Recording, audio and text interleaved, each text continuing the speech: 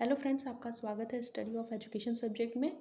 आशा करती हूँ कि आप सब बहुत अच्छे होंगे। फ्रेंड्स, अगले महीने अगस्त के लास्ट तक जो है यूपी पीजीटी एग्ज़ाम होने वाले हैं।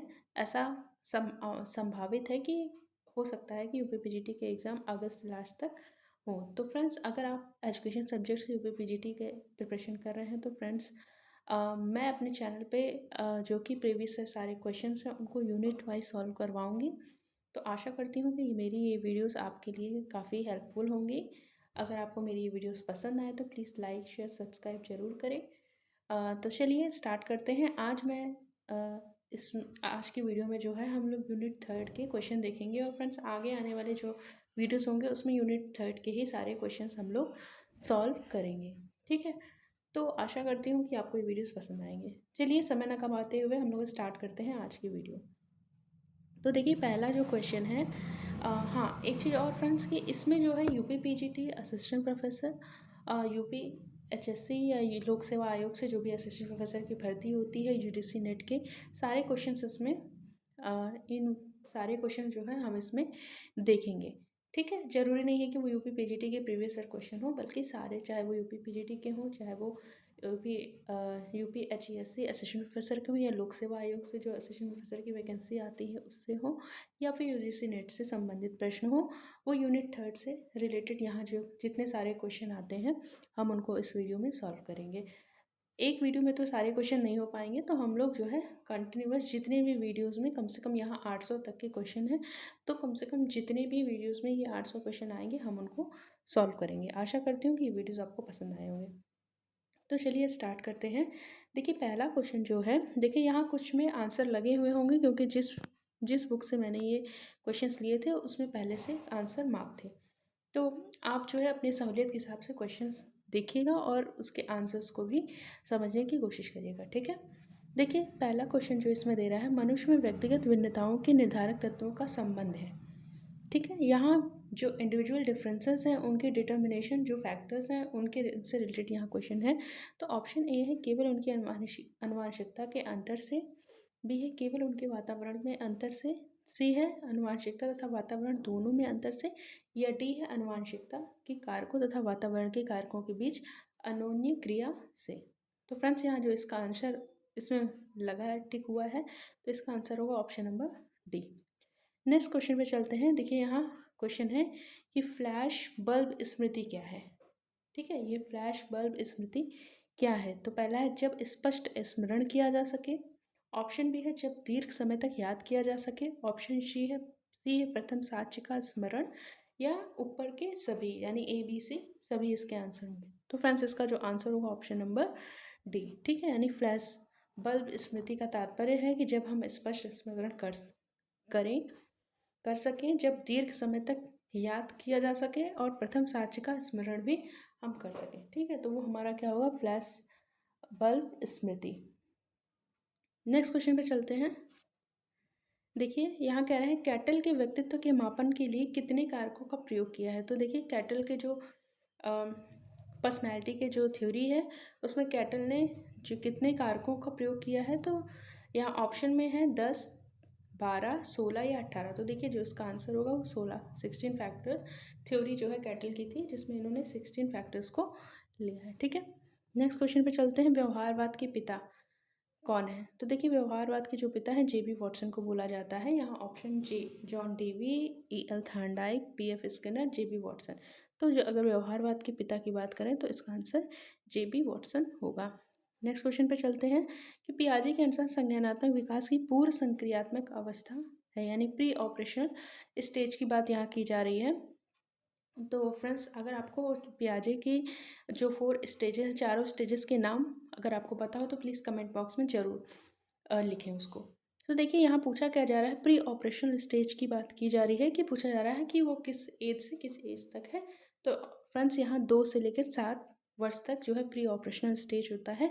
वैसे तो पियाजे ने 4 स्टेजेस बताई हैं, sensory motor stage, pre operational stage, concrete करके एक स्टेज है, और लास्ट में फॉर्मल स्टेज। ठीक है, तो उसमें जो सेंसरी मोटर स्टेज है हमारी 0 से 2 साल की होती है, प्री ऑपरेशन 2 से 7 साल की होती है, और कंक्रीट वाली जो थर्ड स्टेज होती है वो 7 से 11 वर्ष तक होती है, और जो लास्ट फॉर्मल स्टेज होती है, फॉर्मल ऑपरेशनल स्टेज होती है, वो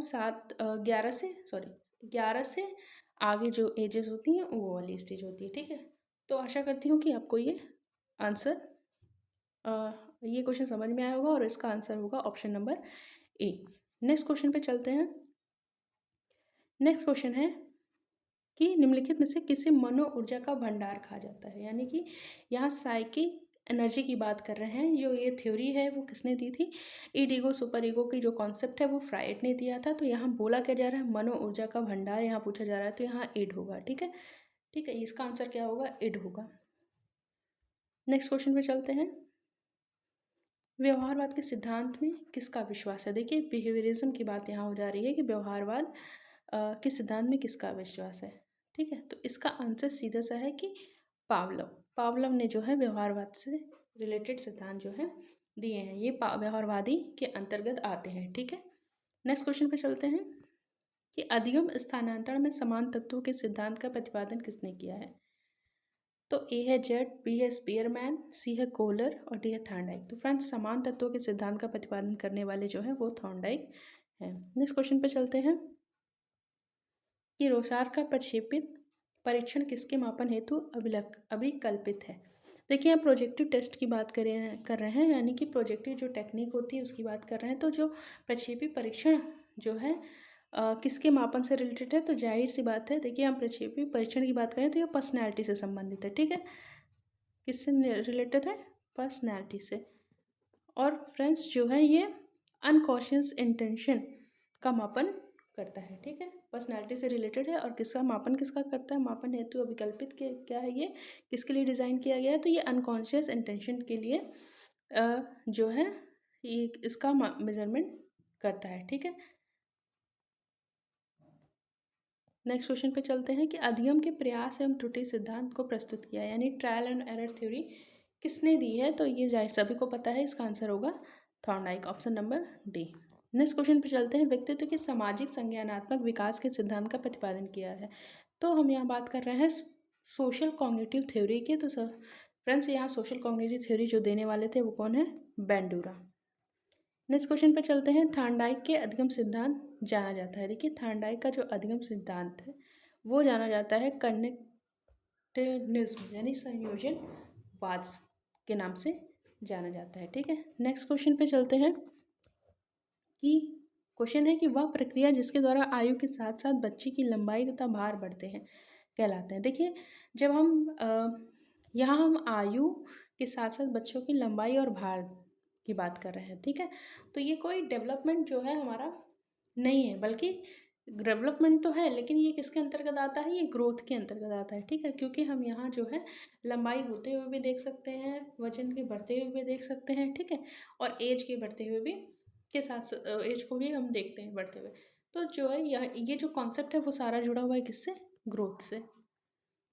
ऑप्शन नंबर बी इसका आंसर होगा। नेक्स्ट क्वेश्चन है कि मनोविश्लेषण विधि का प्रतिपादन किसने किया है, यानी साइको एनालिसिस मेथड देने वाले कौन है? तो ये देने वाले हैं सिगमंड फ्रायड। ठीक है, देखिए इन्होंने दो मूल प्रवृत्तियां भी बताई थी जिनसे क्वेश्चन नेट में आ चुका है। पहला है जन्म, जो दो मूल प्रवृत्तियां होती हैं, जन्म और मृत्यु। ठीक है, इन्होंने बताया। नेक्स्ट क्वेश्चन पे चलते हैं। देखिए, इसमें क्वेश्चन है कि प्रयोगों के माध्यम से पावलोव ने पाया कि CR यानी कि कंडीशनल जो स्टिमुलस है, CR के लिए CR यानी कंडीशनल रिस्पॉन्स के लिए CS यानी कंडीशनल स्टिमुलस, और UC यानी अनकंडीशनल कंडीशन स्टिमुलस के साथ का एक साथ कई बार घटित होना आवश्यक है। ऐसा ना होने पर जो CR धीरे धीरे खत्म हो जाता है, इसे कहा जाता है। तो देखिए, जब कभी कभी हम जो पावलोव की ये थ्योरी है, ठीक है, उसमें क्या है कि कभी कभी हम जो है इन्होंने जो पावलोव का जो सिद्धांत है, इन्होंने जो दिया था वो एक कुत्ते के ऊपर एक्सपेरिमेंट किया था, और उन्होंने अनकंडीशनल स्टिमुलस, कंडीशनल रिस्पॉन्स और अनकंडीशनल स्टिमुलस अनकंडीशनल रिस्पॉन्स जैसे कॉन्सेप्ट को दिया था।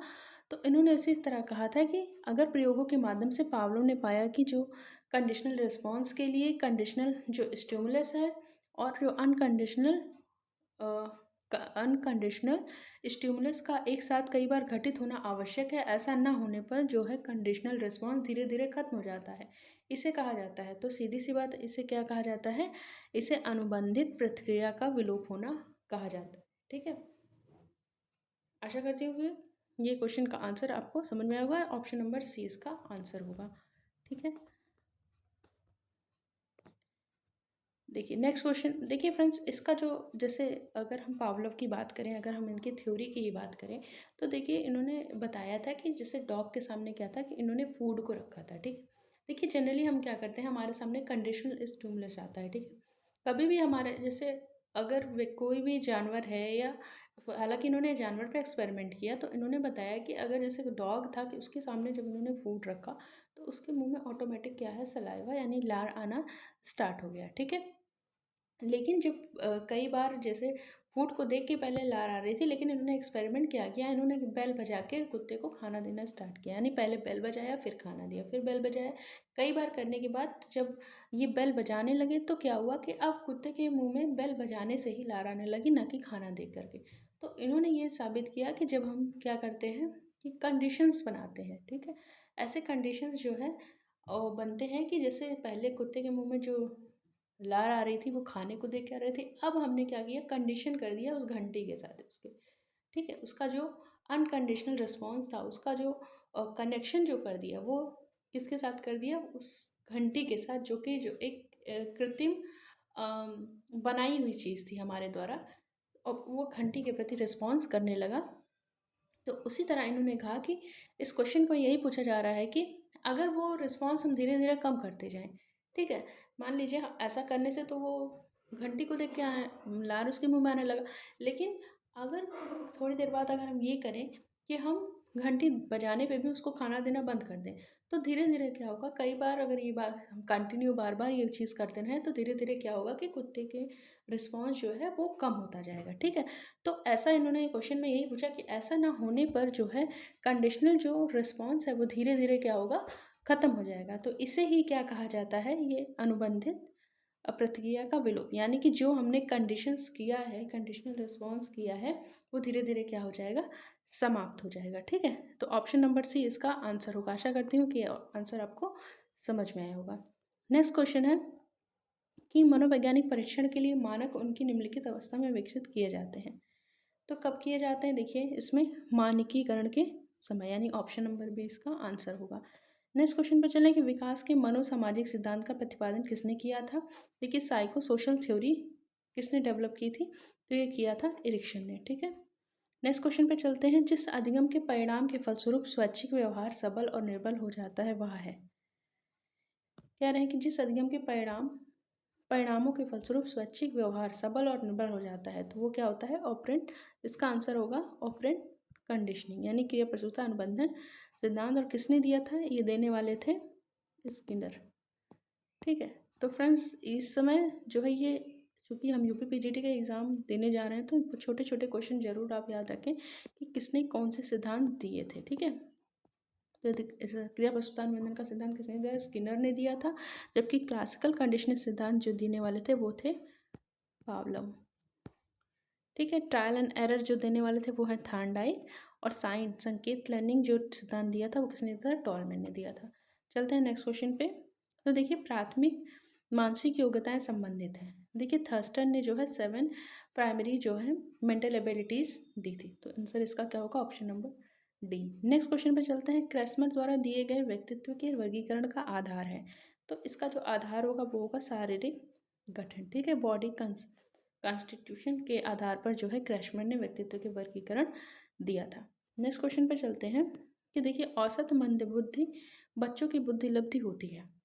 तो देखिए औसत मंद बुद्धि बच्चों की जो बुद्धि लब्धि है वो होती है 35 to 50 के बीच की। ठीक है, 35 to 50 के बीच की होती है।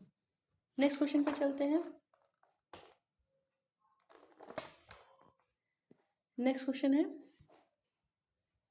कि नेक्स्ट क्वेश्चन भी सेम रिपीट हो गया है, तो इसका आंसर भी 35 to 50 होगा। नेक्स्ट क्वेश्चन पे चलते हैं कि प्राचीन अनुबंधन और नियमित अनुबंधन के मध्य मूलभूत अंतर है। तो फ्रेंड्स इसका जो आंसर होगा ऑप्शन नंबर बी यानी उद्दीपन का प्रस्तुतिकरण। तो इस तरीके से फ्रेंड्स हम लोग ने कम से कम जो है 30 क्वेश्चन तो लमसम हम इस वीडियो में करेंगे ही, ठीक है। तो चलते हैं नेक्स्ट क्वेश्चन पे। अभी ये 23 क्वेश्चन ही हुआ है, तो नेक्स्ट क्वेश्चन पे चलते हैं। देखिए कोलबर्ग ने के द्वारा नैतिक विकास की कितनी अवस्थाएं सुझाई गई हैं, तो इसका ऑप्शन होगा, आंसर होगा ऑप्शन नंबर सी यानी 6।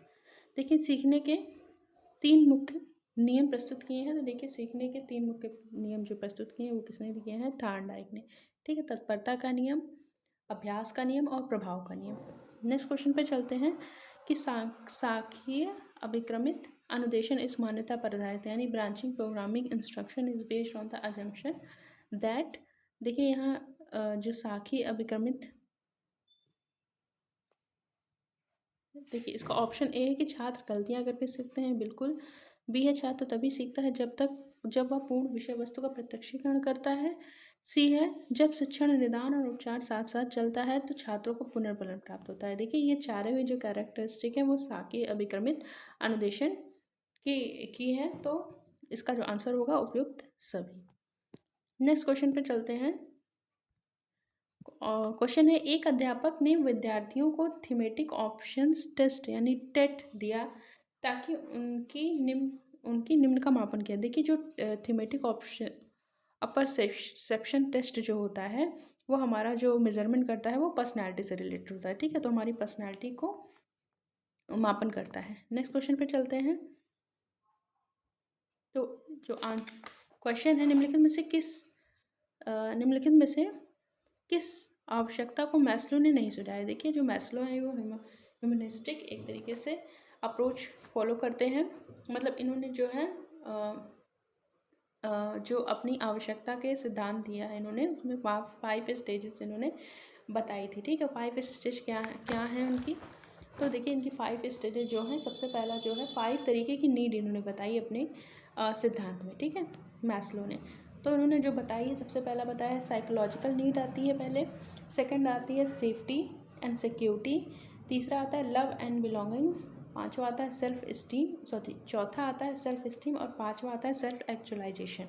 तो देखिए यहाँ जो है ऑप्शन सी जो है, कोई ऑप्शन इनकी कोई भी जो इन्होंने नीड बताया है 5 नीड्स, उनमें पांचों में से ये सेल्फ एक्सप्रेशन जो है ये नीड इन्होंने नहीं बताई है। तो इसका ऑप्शन आंसर जो होगा वो ऑप्शन नंबर सी होगा, ठीक है। नेक्स्ट क्वेश्चन पे चलते हैं कि बुद्धि के बहुतत्वीय सिद्धांत का प्रतिपादन किसने किया, यानी कि वो प्रोफाउंड मल्टीफैक्टर थ्योरी ऑफ इंटेलिजेंस, ठीक है। तो इसको देने वाले थे E.L. थॉर्नडाइक।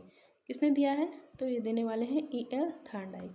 तो फ्रेंड्स इस तरीके से हम लोग ने 30 क्वेश्चन यहाँ जो है कंप्लीट कर दिए। तो आशा करती हूँ कि सारे क्वेश्चन आपको अच्छे लगे होंगे यानी समझ में आए होंगे, और ये बहुत इंपॉर्टेंट है क्योंकि इसमें कोई भी ऐसे क्वेश्चन नहीं है जो कि आपका प्रैक्टिस सेट से लिए गए हैं, कोई भी नहीं। ये सारे क्वेश्चन जो है प्रीवियस ईयर क्वेश्चन है, तो निश्चित ही ये आपकी तैयारी में ज़रूर ही बहुत हेल्पफुल रहेंगे। तो प्लीज़ अगर आपको मेरी ये वीडियोज़ पसंद आए तो प्लीज़ लाइक शेयर सब्सक्राइब जरूर करें फ्रेंड्स। मिलते हैं नेक्स्ट वीडियो में। Thank you friends.